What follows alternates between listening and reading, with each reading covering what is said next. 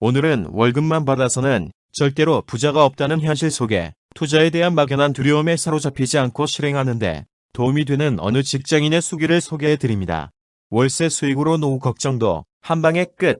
저는 광주광역시에 살고 있는 베이버부머 세대 직장인입니다. 그동안 아이들을 교육시키고 살고 있는 아파트가 전 재산이었는데 빚 안 지고 절약하며 생활하는 것이 최고의 재테크였습니다. 제 투자의 시작은 2010년 9월 어느 토요일 오후였습니다. 집 근처 공원 산책길을 운동 삼아 거닐면서 문득 서울과 인천에서 대학교 다니는 아들 두 녀석의 뒷바라지를 제대로 할 수 있을까.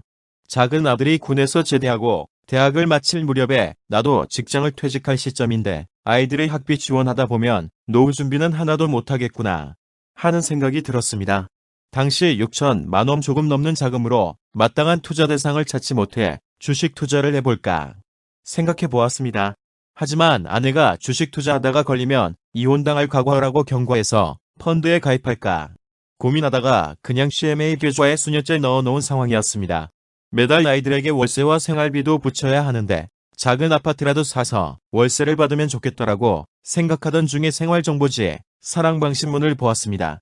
5천만 원 이하로 투자할 수 있는 아파트를 보니 내가 사는 지역에 15년 된 주공아파트 1600세대 18평 매매 가격이 4천만 원 정도였습니다. 그때부터 매주 토요일마다 주공아파트 주변의 부동산 사무소를 찾아다니면서 물건을 보러 다녔습니다. 부동산 사무소에서 얻은 정보로는 해당 아파트는 10년 가까이 3,500만 원에서 4천만 원 정도로 가격 변동이 없었는데 조금씩 상승하는 추세가 보인다고 했습니다. 아내에게 살짝 주공 아파트를 사서 월세를 주면 좋겠다고 이야기를 했더니 아내는 아파트를 살려면 서울이나 수도권에다가 사야지 광주에다가 사서 무엇을 하냐 라고 핀잔을 주었습니다.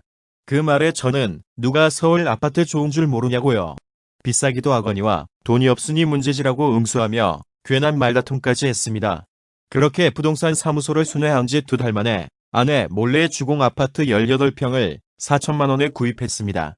그런데 막상 구입하고 나니 일주일 동안 월세가 나가지 않자 결국 3,700만 원의 전세를 주었으니 주의, 등록세 포함하여 400만 원에 구입한 셈입니다.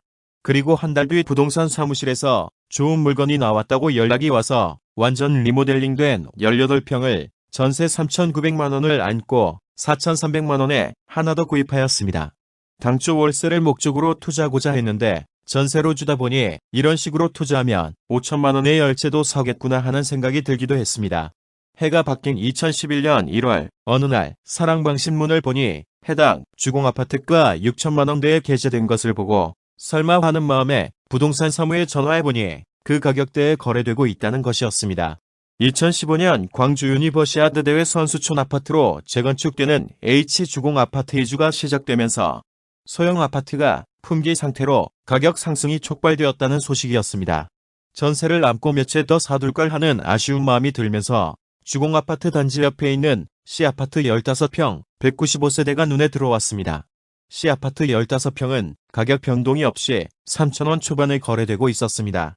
이번에야말로 월세를 넣고 말리라 다짐하고 C아파트 15평을 3,100만 원에 구입하였는데 2011년 설날 직전에 드디어 월세를 넣었습니다. 임차인으로부터 보증금 300만 원과 월세 25만 원을 입금했다는 문자 메시지를 확인하고 너무 기쁜 나머지 드디어 나도 월세 받아보는구나 라며 환호성을 질렀습니다. 당시 광주에서 한평으로 출퇴근하던 때였는데 차가 막히는 퇴근길에서 운전대를 잡고도 월세만 생각하면 나도 모르게 참 잘했어 라고 혼자 말하며 만면에 저절로 웃음꽃이 피어났고 콧노래를 흥얼거렸습니다. 첫 월세로 아내에게 호텔 뷔페 식사 후 장미꽃 한 다발을 선물하면서 지난 3개월 동안 투자한 내용을 이실직고 했더니 미리 말하지 않았다고 투정하면서도 같이 기뻐해 주었습니다. 처음이 어렵지 그 다음부터는 거칠 것이 없었습니다. 연금형 부동산 연구소 카페에서 정보와 투자의 흐름을 체득하였습니다. 그리고 퇴직중 검정선 및 담보대출까지 받아 2011년이 저물기 전에 아직 덜 오른 아파트 한 채를 더 구입하였습니다. 처음에 샀던 주공아파트를 2012년 말에 전세에서 월세로 전환했더니 월세 금액이 100만 원대에 진입하게 되었습니다. 2013년부터는 대학교 주변 오피스텔에도 투자하였습니다. 그래서 지금은 당초 투자하게 된 이유였던 아들들의 서울 빌라 월세는 물론 생활비까지 월세 받은 돈으로 보내지고도 얼마 안 되지만 매월 꼬박꼬박 통장 잔고가 늘어가는 재미를 맛보고 있습니다. 지금은 무리하게 욕심내지 않고 정당하게 세금 내면서 2년에 한 채씩 늘려가는 것이 목표입니다. 퇴직이 몇 년 남지 않은 베이비 부머이지만 꼬박꼬박 들어오는 월세로 노후 걱정 없겠다는 희망도 품어봅니다. 이상은 평범한 직장인의 투자 수기였습니다. 이 내용으로 황 소장의 어드바이스가 이어집니다. 앞에서 부동산 투자에 대한 멘토를 주변에서 찾아보라고 했습니다. 그리고 이번 수기를 통해서 하고 싶은 이야기는 처음 투자할 때는 부담 가지 않는 소액으로 시작해보라는 것입니다. 흔히 부동산 투자에는 목돈이 필요할 것이라는 부담감을 가지고 있습니다. 그렇기 때문에 시작은커녕 알아보지도 못하게 됩니다.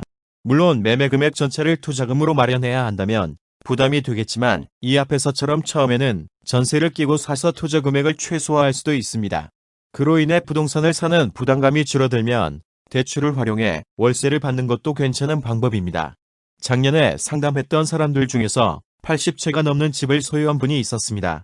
물론 수도권보다는 지방에 있는 집들이었고 가족들 명으로 된 임대사업자를 서너 개 가지고 있었습니다.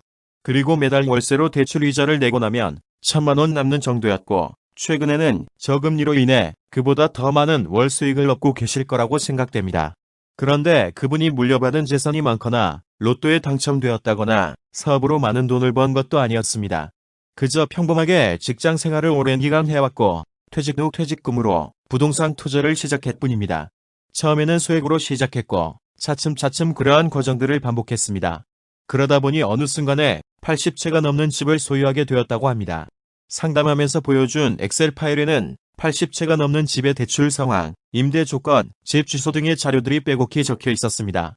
그분은 처음에는 이렇게까지 될 거라고는 생각조차 못했는데 하나둘씩 해나가다 보니 이런 결과를 얻게 되었다라고 말했습니다. 그렇습니다. 부동산 투자도 어린 시절 자전거를 배울 때 넘어지지 않게 3발 자전거부터 타고 그 다음에 2발 자전거를 타듯이 처음에는 부담 없는 소액으로 부동산 투자를 시작해야 합니다. 그리고 그 규모를 조금씩 키워나간다면 수십 채의 집을 통해 받게 되는 월세가 남의 이야기만은 아닐 것입니다. 물론 사람마다 소액이라는 금액이 다소의 차이는 있겠지만 자신의 여건에서 편안한 투자금을 정해 시작해보는 것이 월세 받는 부동산 투자의 첫걸음입니다. 이상입니다. 포스트스크립트. 돈이 일하게 하는 수익형, 연금형 부동산 소액 투자에 대한 궁금한 점이 있으시면 댓글로 남겨주시고 부동산, 금융, 재테크, 원금 불리기, 특히 부동산 특수물건 경매로 세후연 수익률 35.6%로 10억 만들기 재테크 전문가 상담이 필요하신 분은 아래 전화번호로 연락주시면 친절하게 무료 컨설팅을 해드리겠습니다. 강남부 저 따라잡기 재테크 투자연구소 상담번호 010-9645-7080. 그럼 또 다음 시간에 또 만나요. 행복한 부자 되세요. 감사합니다.